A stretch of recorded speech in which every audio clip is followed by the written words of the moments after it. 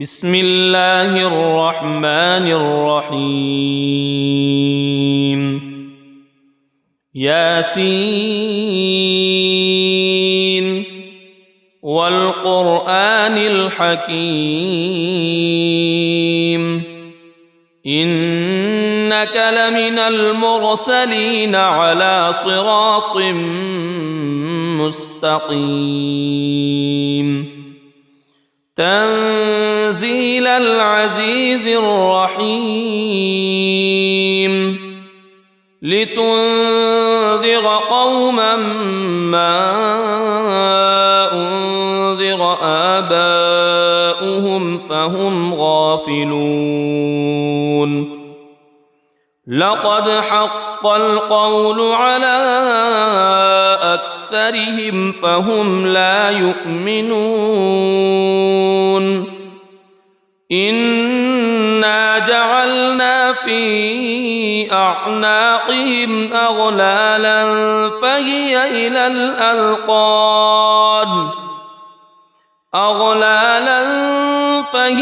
إلى الأذقان فهم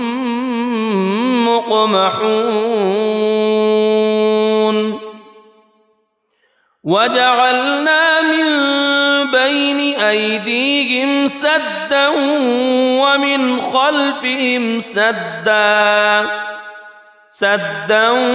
ومن خلفهم سدا فأغشيناهم فهم لا يبصرون وسواء عليهم أأنذرتهم أم لم تنذرهم لا يؤمنون إنما تنذر من اتبع الذكر وخشي الرحمن بالغيب فبشره بمغفرة وأجر كريم إنا نحن نحيي الموتى ونكتب ما قدموا وآثارهم وكل شيء أحصيناه في إمام مبين واضرب لهم مثلا أصحاب القرية إذ جاءها المرسلون إذ أرسلنا إليهم اثنين فكذبوهما فعززنا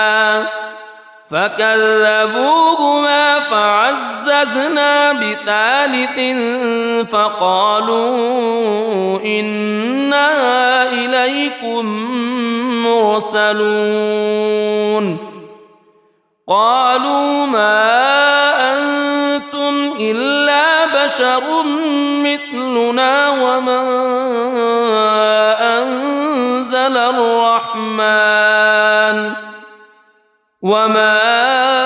أنزل الرحمن من شيء إن أنتم إلا تكذبون قالوا ربنا يعلم إنا إليكم لمرسلون وما علينا إلا البلاغ المبين قالوا إنا تطيرنا بكم لئن لم تنتهوا لنرجمنكم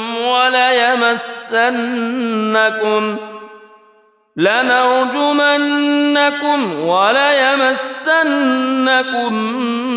منا عذاب أليم قالوا طائركم معكم أئن ذكرتم بل أنتم قوم مسرفون وجاء من أقصى المدينة رجل يسعى قال يا قوم اتبعوا المرسلين اتبعوا من لا يسألكم أجرا وهم مهتدون وما لي لا أعبد الذي فطرني وإليه ترجعون أأتخذ من دونه آلهة إن يردني الرحمن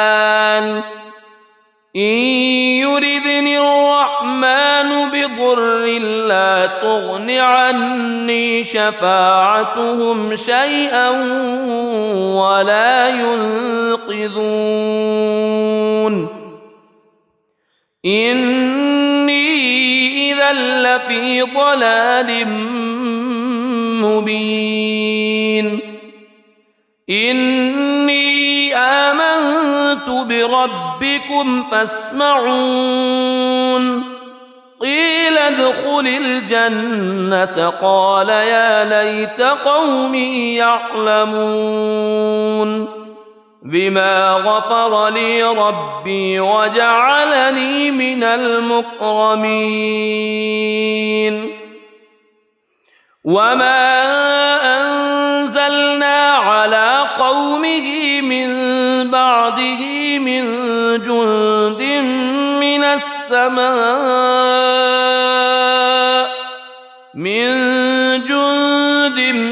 من السماء وما كنا منزلين إن كانت إلا صيحة واحدة فإذا هم خامدون يا حسرة على العباد ما يأتيهم من رسول إلا كانوا به يستهزئون ألم يروا كم أهلكنا قبلهم من القرون أنهم إليهم لا يرجعون وإن كل لما جميع لدينا محضرون وآية لهم الأرض الميتة أحييناها وأخرجنا منها حبا فمنه يأكلون وجعلنا فيها جنات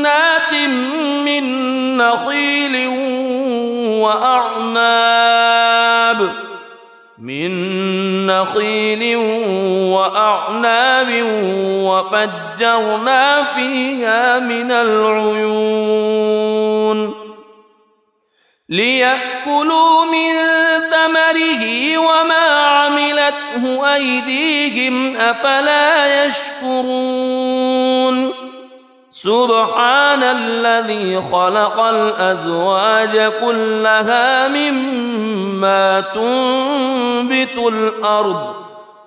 مما تنبت الأرض ومن أنفسهم ومما لا يعلمون وآية لهم الليل نسلخ منه النهار فإذا هم مظلمون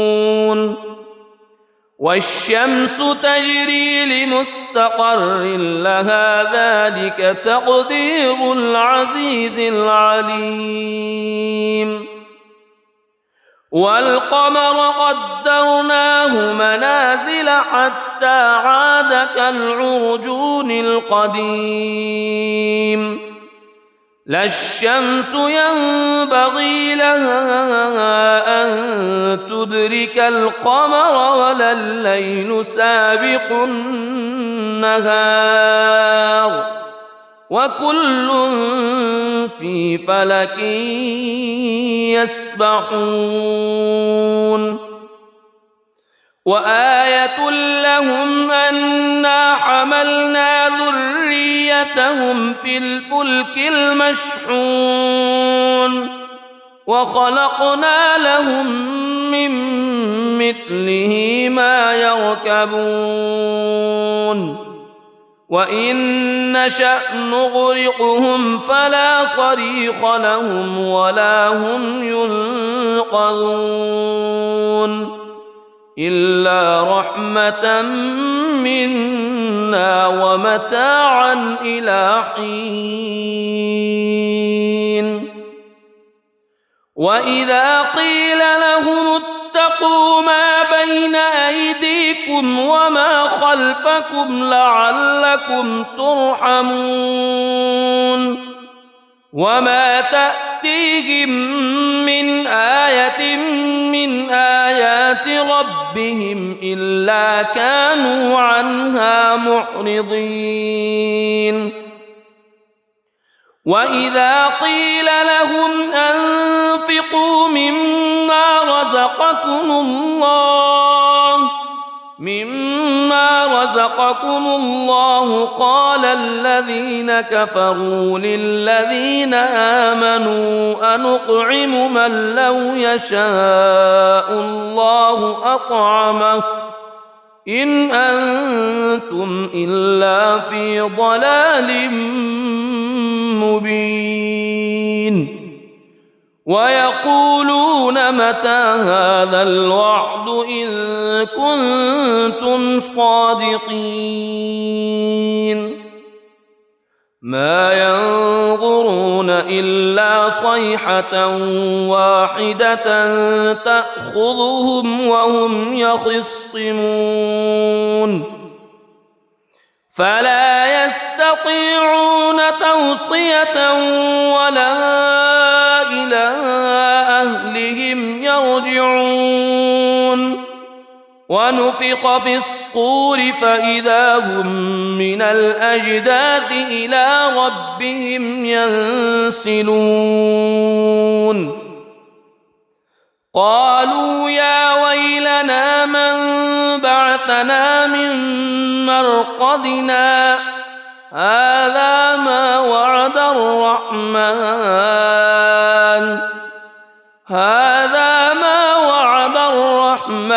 وصدق المرسلون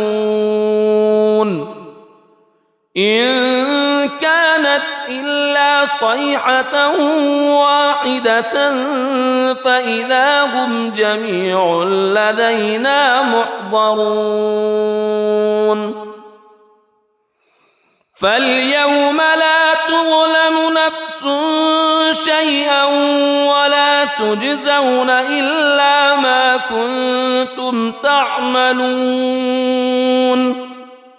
إن أصحاب الجنة اليوم في شغل فاكهون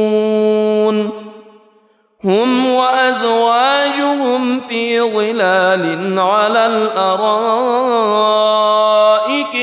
متكئون لهم فيها فاكهة ولهم ما يدعون سلام قولا من رب رحيم وامتازوا اليوم أيها المجرمون ألم أعهد إليكم يا بني ألا تعبدوا الشيطان ألم أعهد إليكم يا بني آدم ألا تعبدوا الشيطان إنه لكم عدو مبين وأن اعبدوني هذا صراط مستقيم ولقد أضل منكم جبلا كثيرا أفلم تكونوا تعقلون هذه جهنم التي كنتم توعدون اصلوها اليوم بما كنتم تكفرون اليوم نختم على أفواههم وتكلمنا أيديهم وتشهد أرجلهم بما كانوا يكسبون ولو نشاء لطمسنا على أعينهم فاستبقوا الصراط فأنى يبصرون ولو نشاء لمسخناهم على مكانتهم فما استطاعوا مضيا ولا يرجعون ومن نعمره ننكسه في الخلق أفلا يعقلون وما علمناه الشعر وما ينبغي له إن هو إلا ذكر وقرآن مبين لينذر من كان حيا ويحق القول على الكافرين أولم يروا أنا خلقنا لهم مما عملت أيدينا أنعاما فهم لها مالكون وذللناها لهم فمنها ركوبهم ومنها يأكلون ولهم فيها منافع ومشارب أفلا يشكرون واتخذوا من دون الله آلهة لعلهم ينصرون لا يستطيعون نصرهم وهم لهم جند محضرون فلا يحزنك قولهم إنا نعلم ما يسرون وما يعلنون أولم ير الإنسان أنا خلقناه من نطفة فإذا هو خصيم مبين وضرب لنا مثلا ونسي خلقه قال من يحيي العظام وهي رميم قل يحييها الذي أنشأها أول مرة وهو بكل خلق عليم الذي جعل لكم من الشجر الأخضر نارا فإذا أنتم منه توقدون أوليس الذي خلق السماوات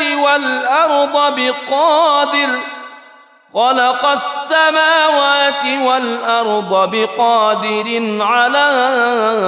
أن يخلق مثلهم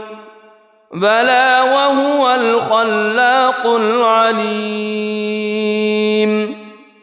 إنما أمره إذا أراد شيئا أن يقول له كن فيكون فسبحان الذي بيده ملكوت كل شيء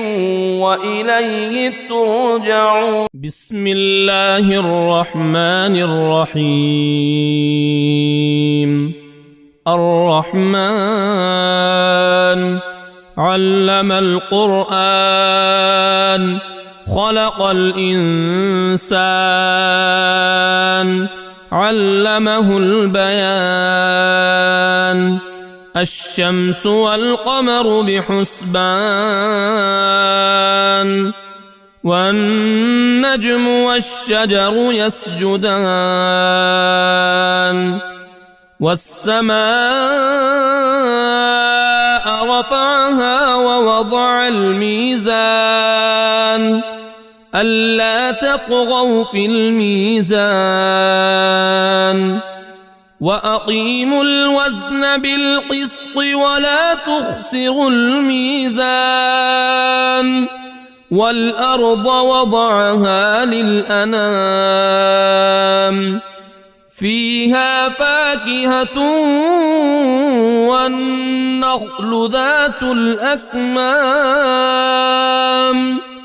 والحب ذو العصف والريحان فبأي آلاء ربكما تكذبان خلق الإنسان من صلصال كالفخار وخلق الجان من مارج من نار فبأي آلاء ربكما تكذبان رب المشرقين ورب المغربين فبأي آلاء ربكما تكذبان مرج البحرين يلتقيان بينهما برزخ لا يبغيان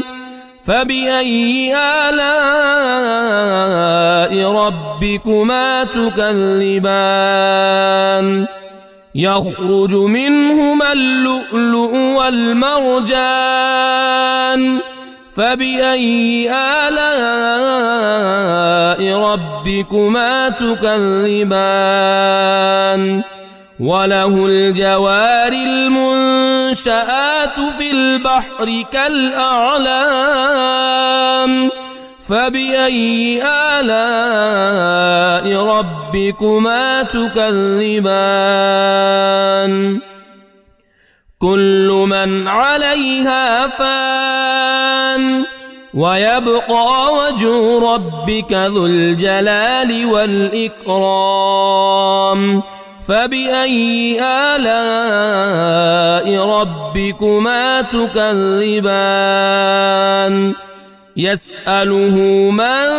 في السماوات والأرض كل يوم هو في شأن فبأي آلاء ربكما تكذبان سنفرغ لكم أيها الثقلان فبأي آلاء ربكما تكذبان يا معشر الجن والإنس إن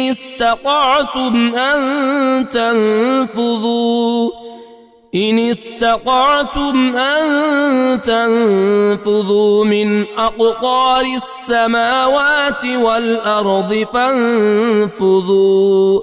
لا تنفذون إلا بسلطان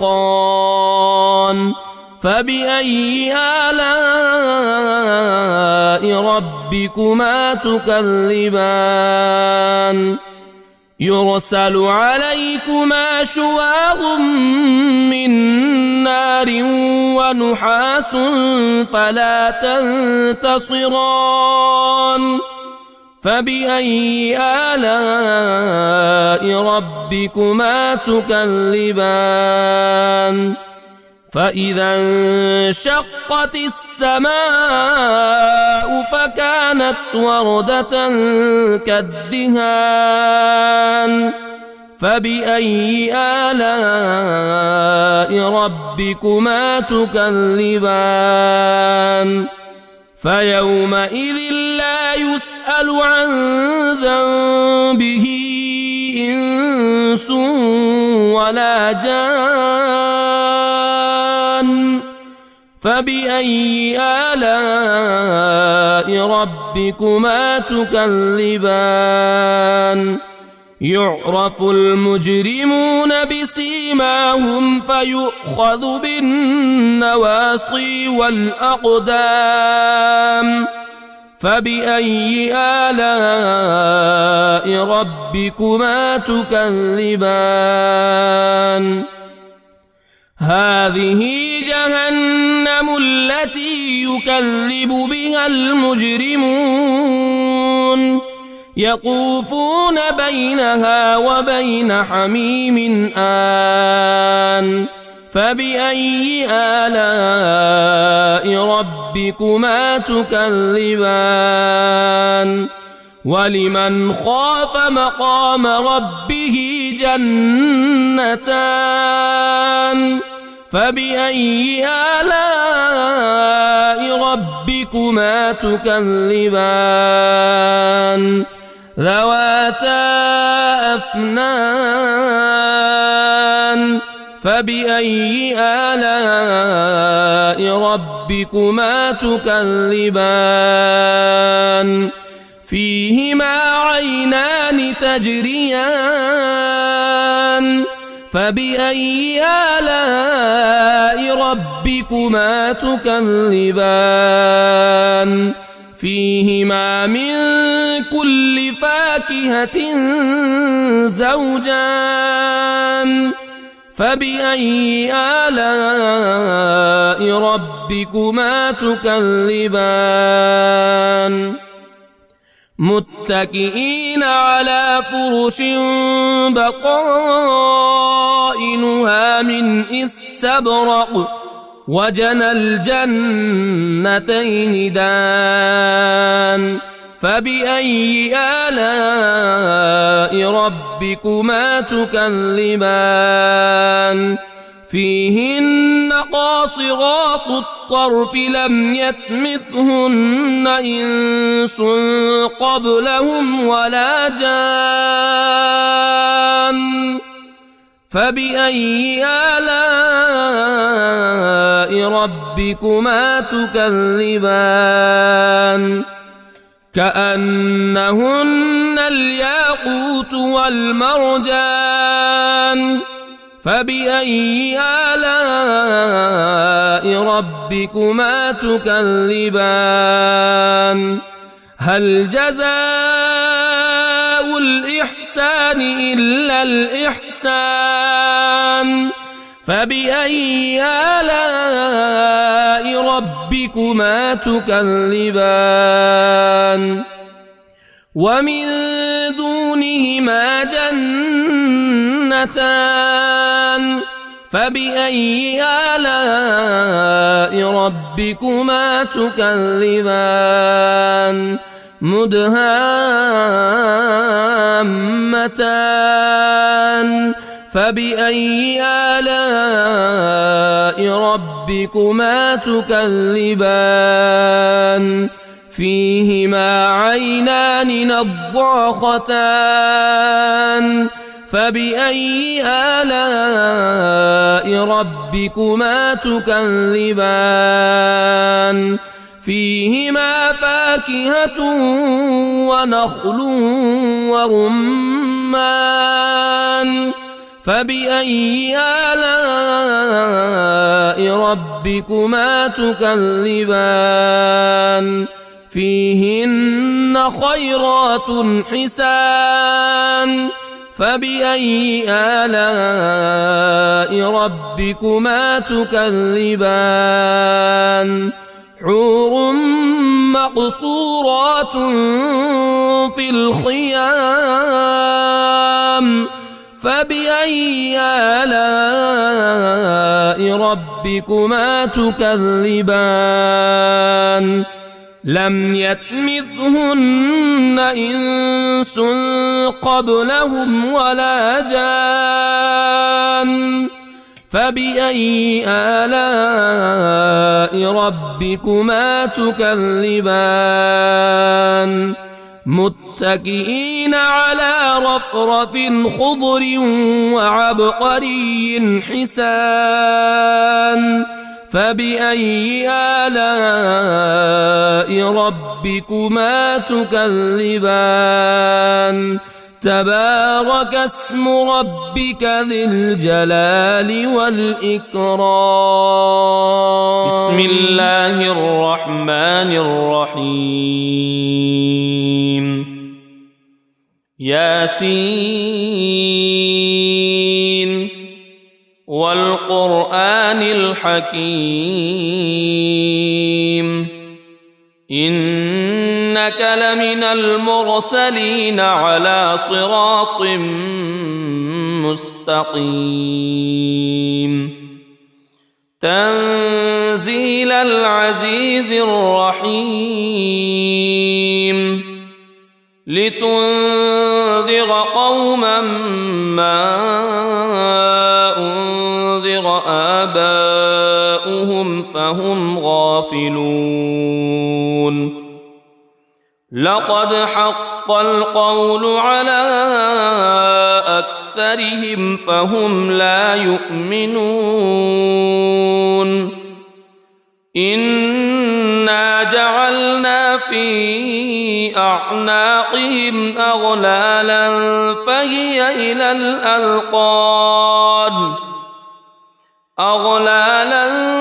فهي إلى الأذقان فهم مقمحون وجعلنا من بين أيديهم سدا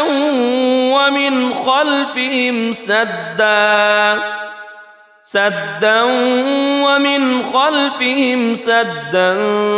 فأغشيناهم فهم لا يبصرون وسواء عليهم أأنذرتهم أم لم تنذرهم لا يؤمنون إنما تنذر من اتبع الذكر وخشي الرحمن بالغيب فبشره بمغفرة وأجر كريم إنا نحن نحيي الموتى ونكتب ما قدموا وآثارهم وكل شيء أحصيناه في إمام مبين واضرب لهم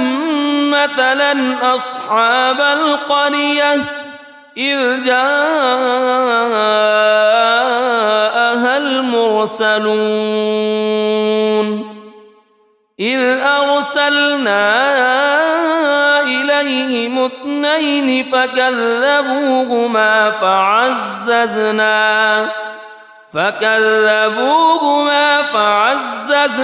بثالث فقالوا إنا إليكم مرسلون قالوا ما أنتم إلا بشر مثلنا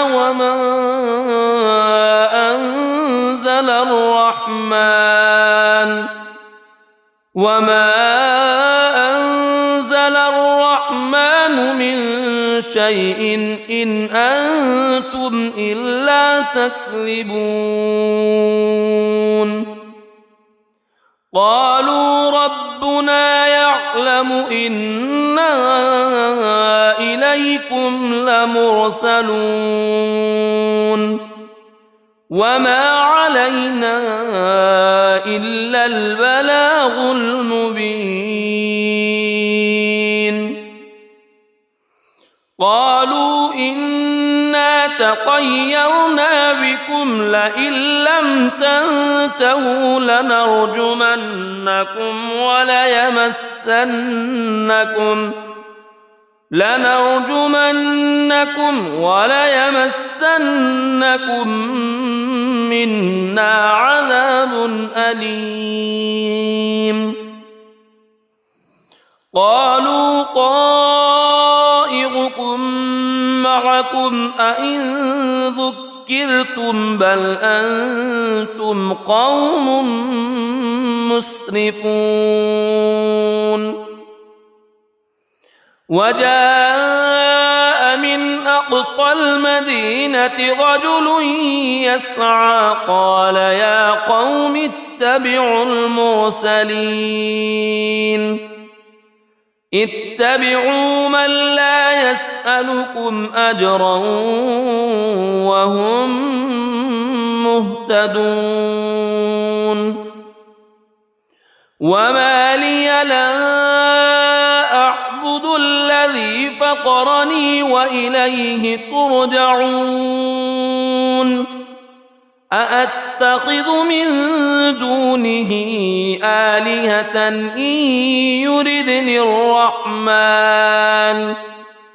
إن يردني الرحمن بضر لا تغن عني شفاعتهم شيئا ولا ينقذون إني إذا لفي ضلال مبين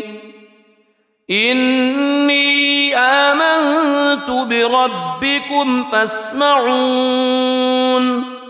قيل ادخل الجنة قال يا ليت قومي يعلمون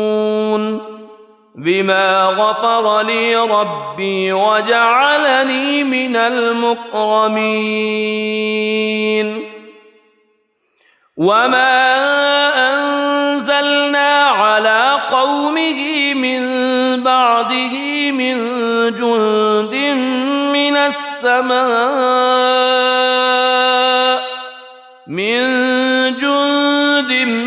من السماء وما كنا منزلين إن كانت إلا صيحة واحدة فإذا هم خامدون يا حسرة على العباد ما يأتيهم من رسول إلا كانوا به يستهزئون ألم يروا كم أهلكنا قبلهم من القرون أنهم إليهم لا يرجعون وإن كل لما جميع لدينا محضرون وآية لهم الأرض الميتة أحييناها وأخرجنا منها حبا فمنه يأكلون وجعلنا فيها جنات من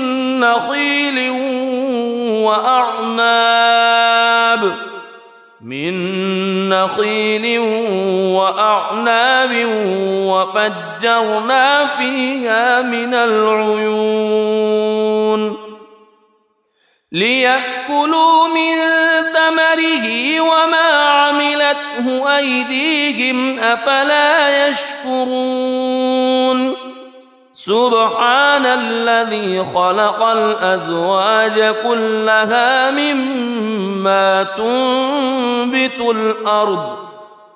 مما تنبت الأرض ومن أنفسهم ومما لا يعلمون وآية لهم الليل نسلخ منه النهار فإذا هم مظلمون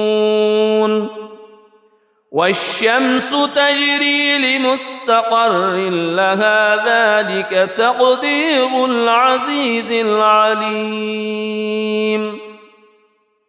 والقمر قدرناه منازل حتى عاد كالعرجون القديم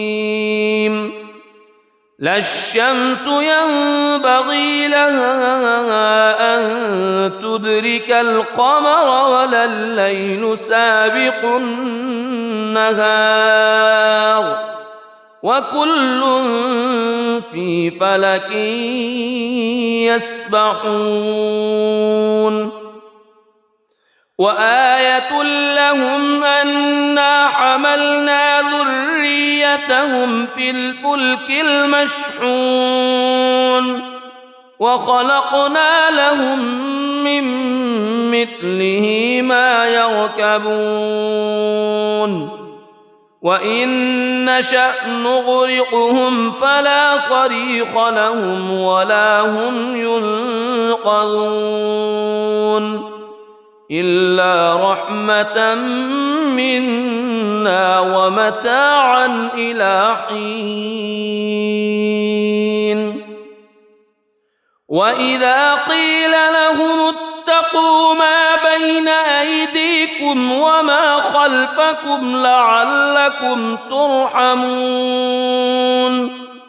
وما تأتيهم من آية من آيات ربهم إلا كانوا عنها معرضين وإذا قيل لهم أنفقوا مما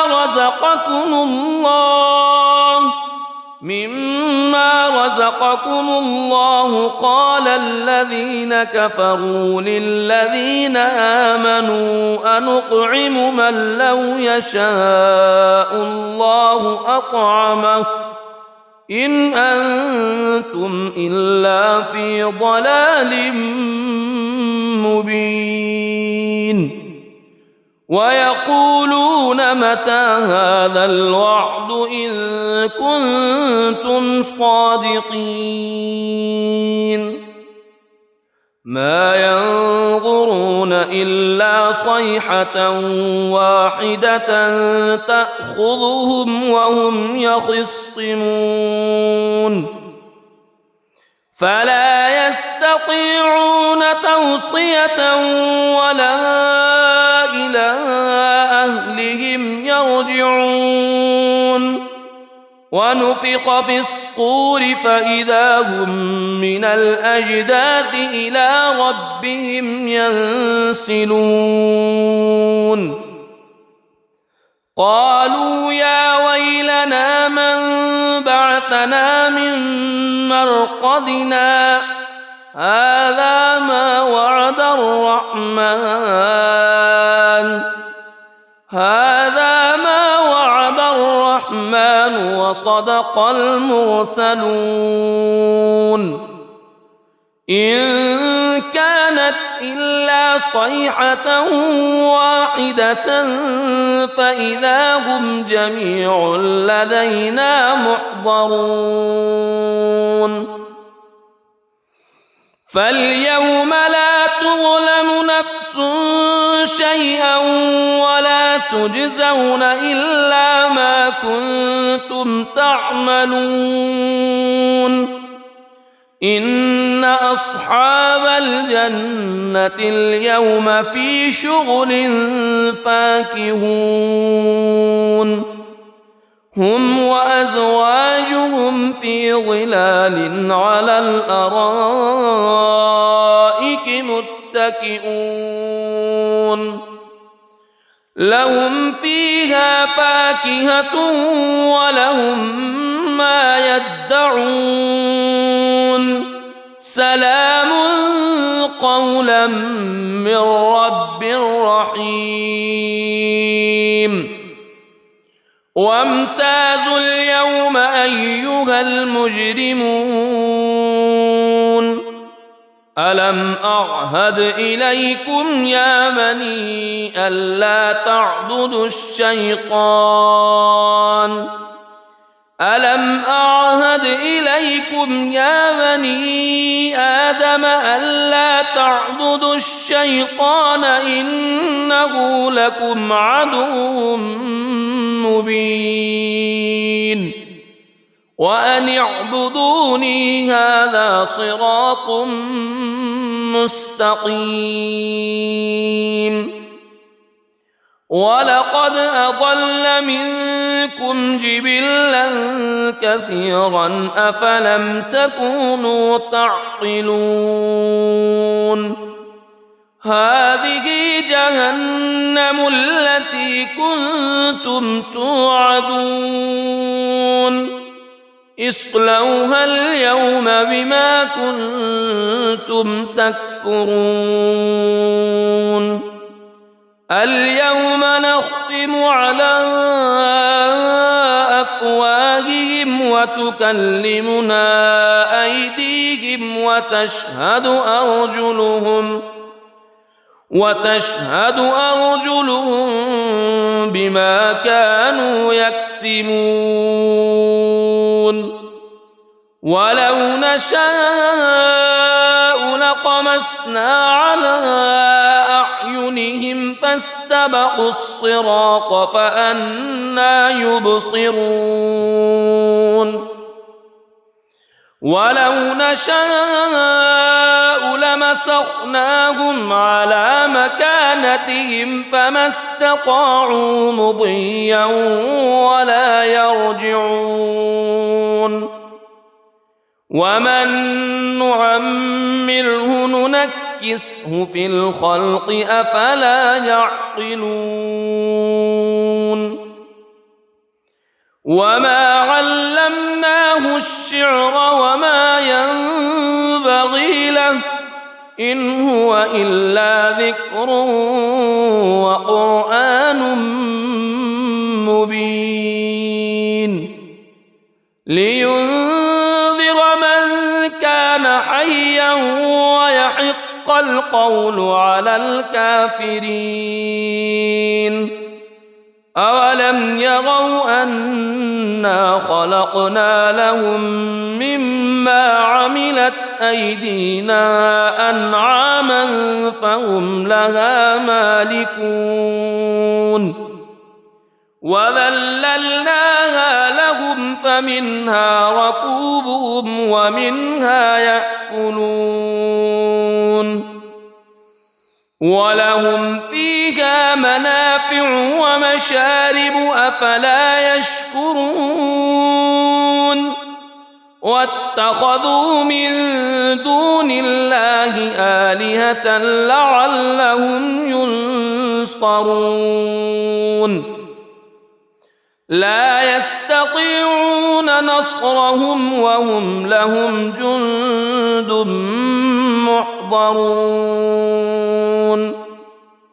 فلا يحزنك قولهم إنا نعلم ما يسرون وما يعلنون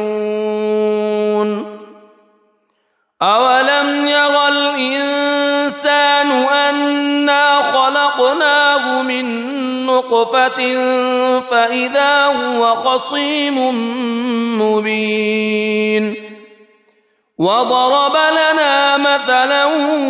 ونسي خلقه قال من يحيي العظام وهي رميم قل يحييها الذي أنشأها أول مرة وهو بكل خلق عليم الذي جعل لكم من الشجر الأخضر نارا فإذا أنتم منه توقدون أوليس الذي خلق السماوات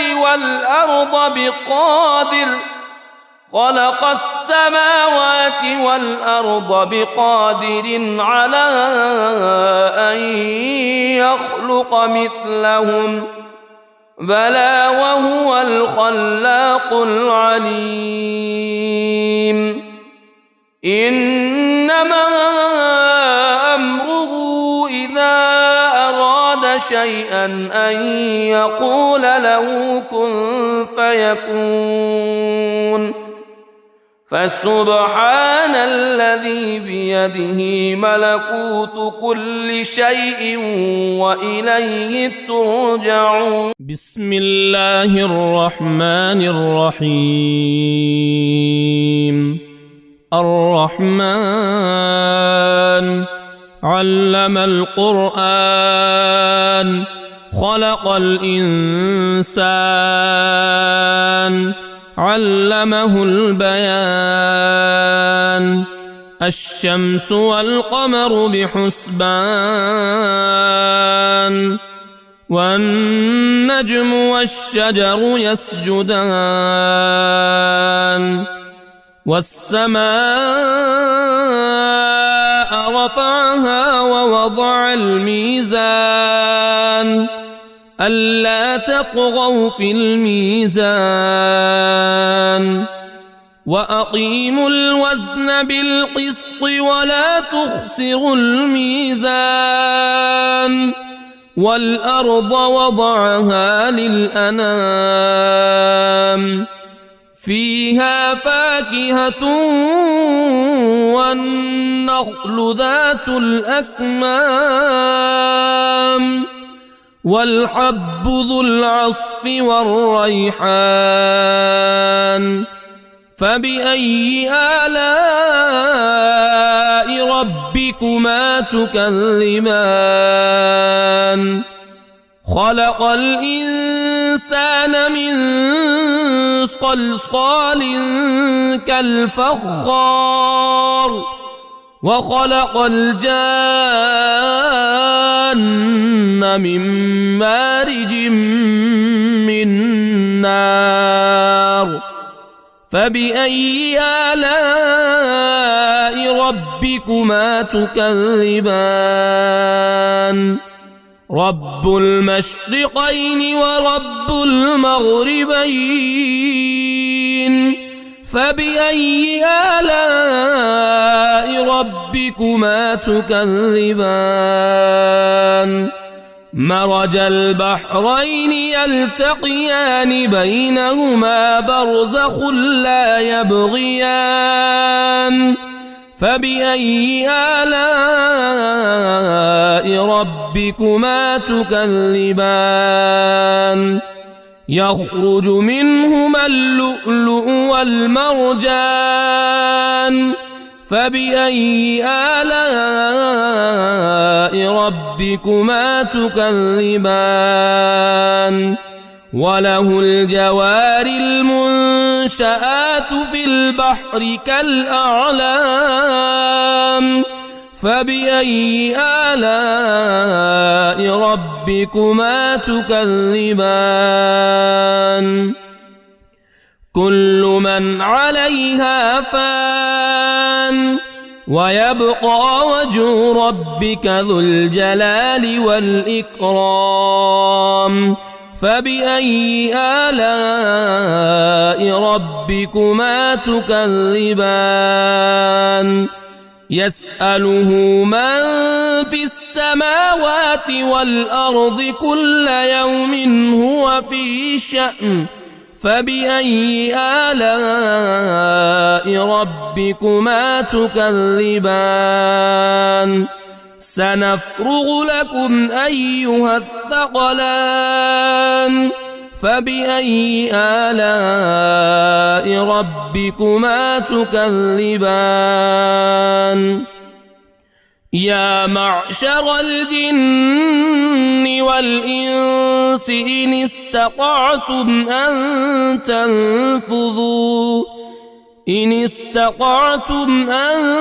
تنفذوا من أقطار السماوات والأرض فانفذوا لا تنفذون إلا بسلطان. فبأي آلاء ربكما تكذبان؟ يرسل عليكما شواظ من نار ونحاس فلا تنتصران. فبأي آلاء ربكما تكذبان فإذا انشقت السماء فكانت وردة كالدهان فبأي آلاء ربكما تكذبان فيومئذ لا يسأل عن ذنبه إنس ولا جان فبأي آلاء ربكما تكذبان يعرف المجرمون بسيماهم فيؤخذ بالنواصي والأقدام فبأي آلاء ربكما تكذبان هذه جهنم التي يكذب بها المجرمون يطوفون بينها وبين حميم آن فبأي آلاء ربكما تكذبان ولمن خاف مقام ربه جنتان فبأي آلاء ربكما تكذبان ذواتا أفنان فبأي آلاء ربكما تكذبان فيهما عينان تجريان فبأي آلاء ربكما تكذبان فيهما من كل فاكهة زوجان فبأي آلاء ربكما تكذبان متكئين على فرش بطائنها من استبرق وجنى الجنتين دان فبأي آلاء ربكما تكذبان فيهن قاصرات الطرف لم يطمثهن إنس قبلهم ولا جان فبأي آلاء ربكما تكذبان كأنهن الياقوت والمرجان فبأي آلاء ربكما تكذبان هل جزاء الإحسان إلا الإحسان فبأي آلاء ربكما تكذبان ومن دونهما جنتان فبأي آلاء ربكما تكذبان مدهامتان فبأي آلاء ربكما تكذبان فيهما عينان نضاختان فبأي آلاء ربكما تكذبان فيهما فاكهة ونخل ورمان فبأي آلاء ربكما تكذبان فيهن خيرات حسان فبأي آلاء ربكما تكذبان حور مقصورات في الخيام فبأي آلاء ربكما تكذبان لم يطمثهن إنس قبلهم ولا جان فبأي آلاء ربكما تكذبان متكئين على رفرف خضر وعبقري حسان فبأي آلاء ربكما تكذبان تبارك اسم ربك ذي الجلال والإكرام بسم الله الرحمن الرحيم ياسين والقرآن الحكيم إنك لمن المرسلين على صراط مستقيم تنزيل العزيز الرحيم لتنذر قوما ما أنذر آباؤهم فهم غافلون لقد حق القول على أكثرهم فهم لا يؤمنون إنا جعلنا في أعناقهم أغلالا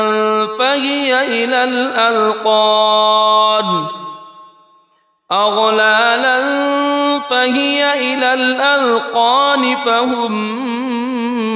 مقمحون وجعلنا من بين أيديهم سدا ومن خلفهم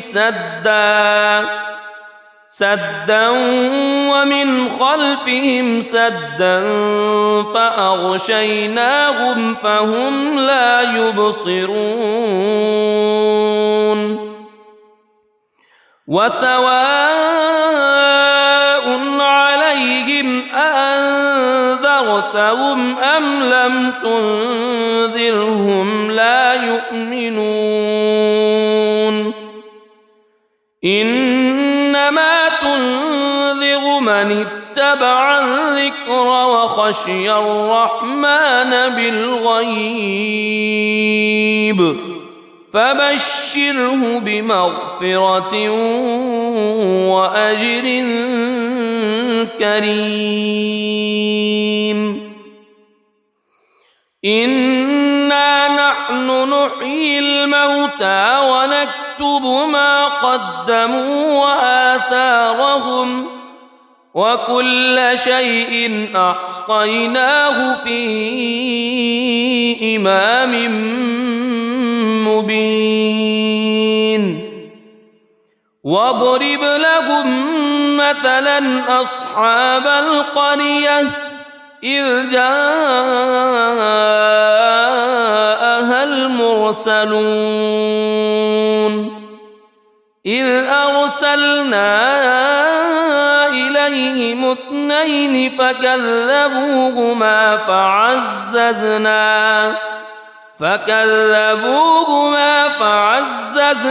بثالث فقالوا إنا إليكم مرسلون قالوا ما أنتم إلا بشر مثلنا وما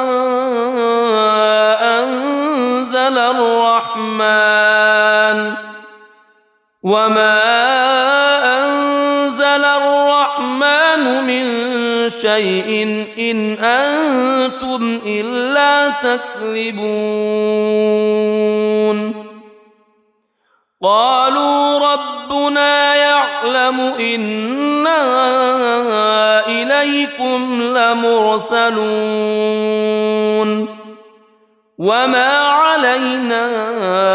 إلا البلاغ المبين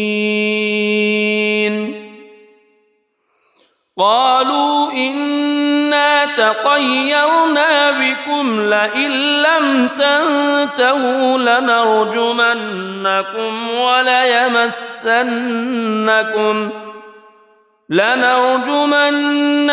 وليمسنكم منا عذاب أليم قالوا طائركم معكم أئن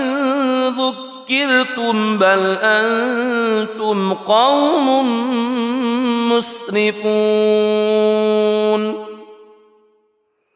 وجاء من أقصى المدينة رجل يسعى قال يا قوم اتبعوا اتبعوا من لا يسألكم أجرا وهم مهتدون وما لي لا أعبد الذي فطرني وإليه ترجعون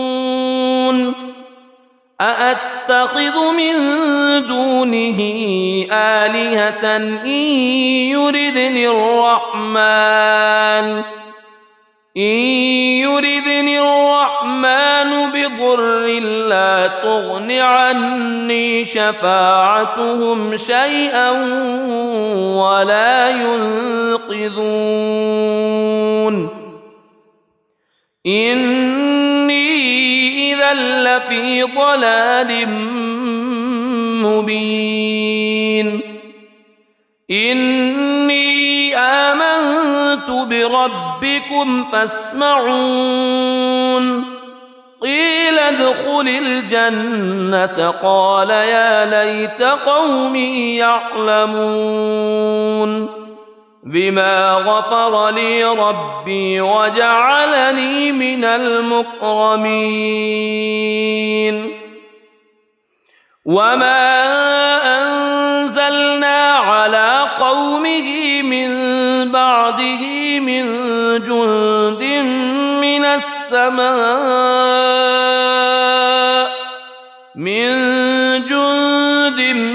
من السماء وما كنا منزلين إن كانت إلا صيحة واحدة فإذا هم خامدون يا حسرة على العباد ما يأتيهم من رسول إلا كانوا به يستهزئون ألم يروا كم أهلكنا قبلهم من القرون أنهم إليهم لا يرجعون وإن كل لما جميع لدينا محضرون وآية لهم الأرض الميتة أحييناها وأخرجنا منها حبا فمنه يأكلون وجعلنا فيها جنات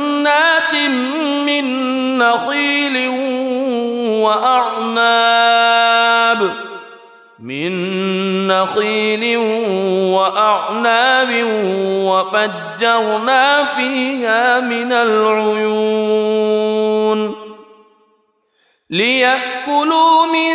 ثمره وما عملته أيديهم أفلا يشكرون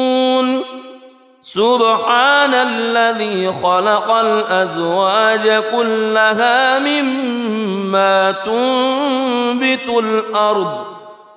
مما تنبت الأرض ومن أنفسهم ومما لا يعلمون وآية لهم الليل نسلخ منه النهار فإذا هم مظلمون والشمس تجري لمستقر لها ذلك تقدير العزيز العليم والقمر قدرناه منازل حتى عاد كالعرجون القديم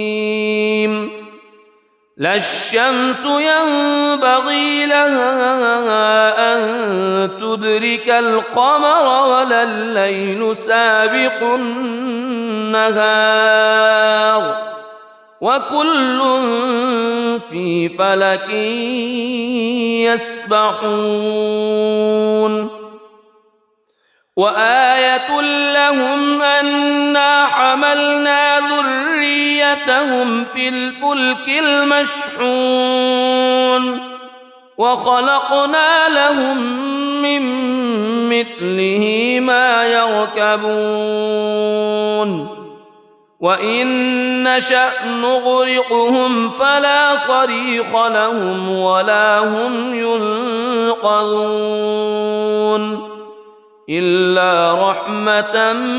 منا ومتاعا إلى حين وإذا قيل لهم اتقوا ما بين أيديكم وما خلفكم لعلكم ترحمون وما تأتيهم من آية من آيات ربهم إلا كانوا عنها معرضين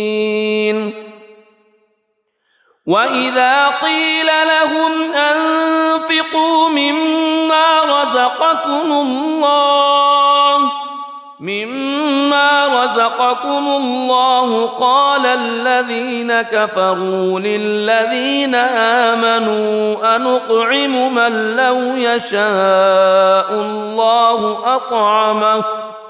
إن أنتم إلا في ضلال مبين ويقولون متى هذا الوعد إن كنتم صادقين ما ينظرون إلا صيحة واحدة تأخذهم وهم يخصمون فلا يستطيعون توصية ولا إلى أهلهم يرجعون ونفخ في الصور فإذا هم من الأجداث إلى ربهم ينسلون قالوا يا ويلنا من بعثنا من مرقدنا هذا ما وعد الرحمن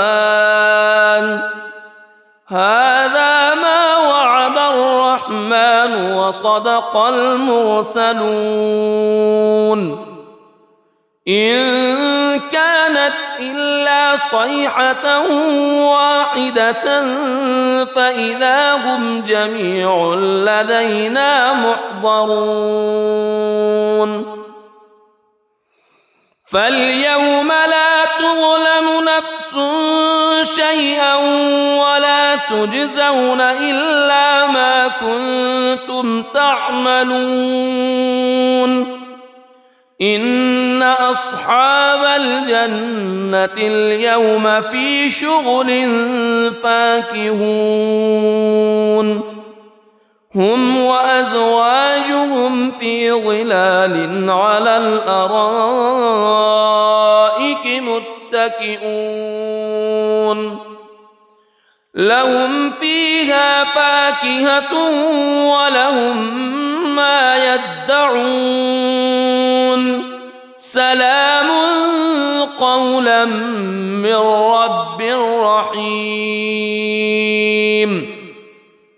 وامتازوا اليوم أيها المجرمون ألم أعهد إليكم يا بني ألا تعبدوا الشيطان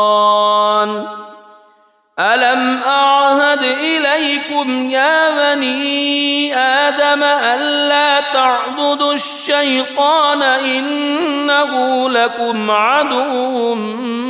مبين وأن اعبدوني هذا صراط مستقيم ولقد أضل منكم جبلا كثيرا أفلم تكونوا تعقلون هذه جهنم التي كنتم توعدون اصلوها اليوم بما كنتم تكفرون اليوم نختم على أفواههم وتكلمنا أيديهم وتشهد أرجلهم بما كانوا يكسبون ولو نشاء لطمسنا على أعينهم فاستبقوا الصراط فأنى يبصرون ولو نشاء لمسخناهم على مكانتهم فما استطاعوا مضيا ولا يرجعون ومن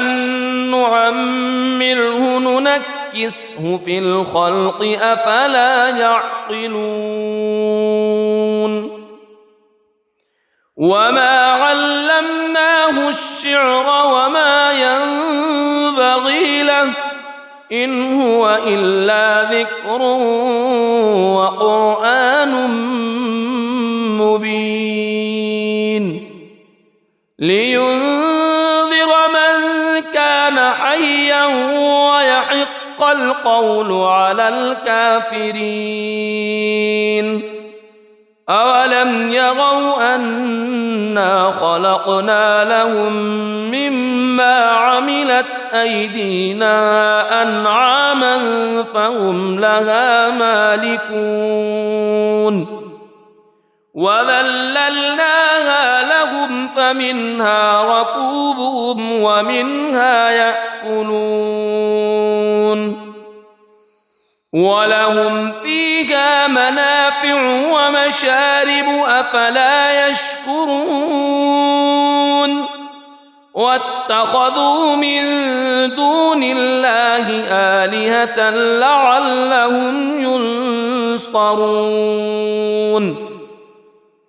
لا يستطيعون نصرهم وهم لهم جند محضرون فلا يحزنك قولهم إنا نعلم ما يسرون وما يعلنون أولم ير الإنسان أنا خلقناه من نطفة فإذا هو خصيم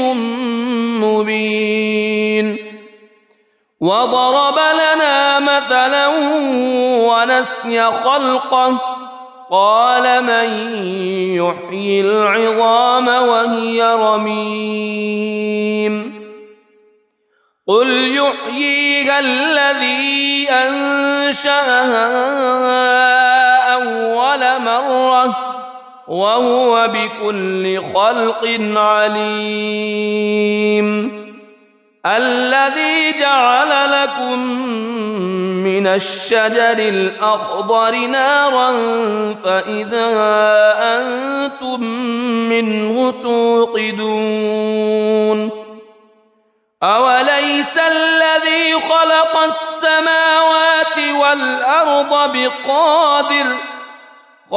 السماوات والأرض بقادر على أن يخلق مثلهم بلى وهو الخلاق العليم إنما أمره إذا أراد شيئا أن يقول له كن فيكون فسبحان الذي بيده ملكوت كل شيء وإليه ترجعون. بسم الله الرحمن الرحيم. الرحمن علم القرآن خلق الإنسان علمه البيان الشمس والقمر بحسبان والنجم والشجر يسجدان والسماء رفعها ووضع الميزان ألا تطغوا في الميزان وأقيموا الوزن بالقسط ولا تخسروا الميزان والأرض وضعها للأنام فيها فاكهة والنخل ذات الأكمام والحب ذو العصف والريحان فبأي آلاء ربكما تكذبان خلق الإنسان من صلصال كالفخار وخلق الجان من مارج من نار فبأي آلاء ربكما تكذبان رب المشرقين ورب المغربين فبأي آلاء ربكما تكذبان مرج البحرين يلتقيان بينهما برزخ لا يبغيان فبأي آلاء ربكما تكذبان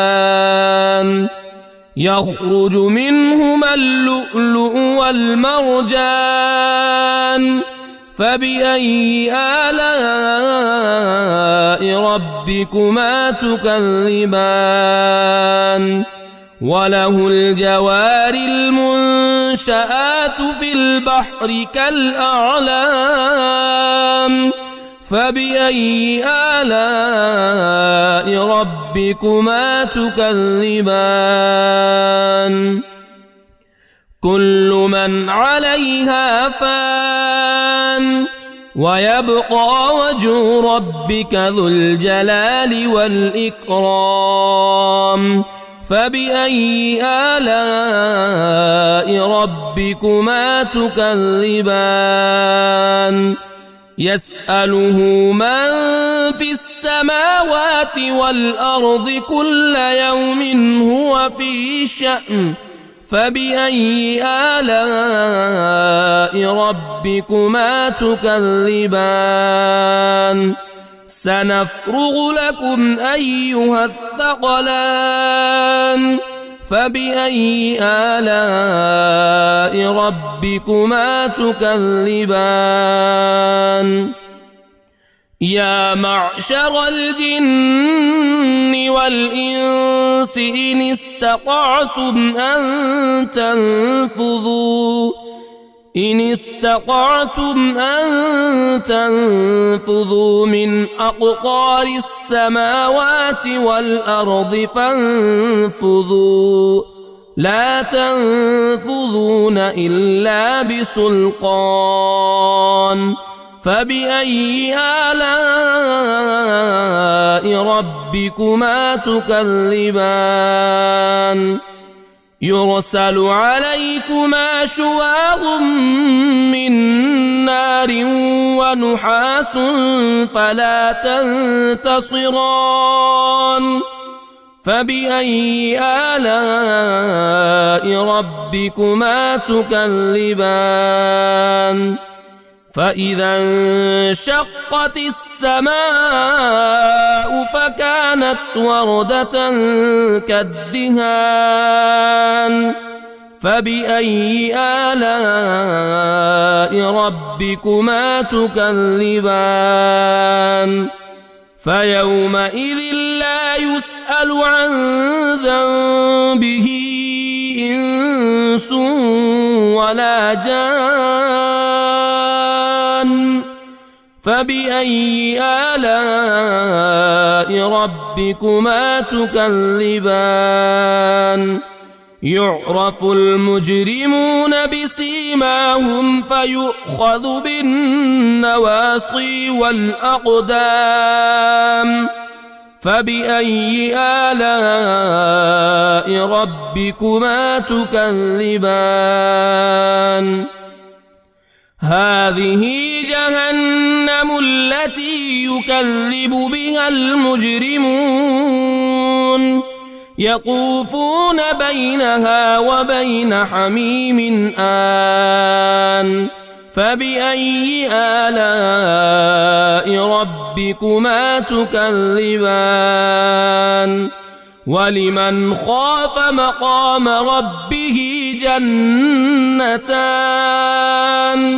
فبأي آلاء ربكما تكذبان ذواتا أفنان فبأي آلاء ربكما تكذبان فيهما عينان تجريان فبأي آلاء ربكما تكذبان فيهما من كل فاكهة زوجان فبأي آلاء ربكما تكذبان متكئين على فرش بطائنها من استبرق وجنى الجنتين دان فبأي آلاء ربكما تكذبان فيهن قاصرات الطرف لم يطمثهن إنس قبلهم ولا جان فبأي آلاء ربكما تكذبان كأنهن الياقوت والمرجان فبأي آلاء ربكما تكذبان هل جزاء الإحسان إلا الإحسان فبأي آلاء ربكما تكذبان ومن دونهما جنتان فبأي آلاء ربكما تكذبان مدهامتان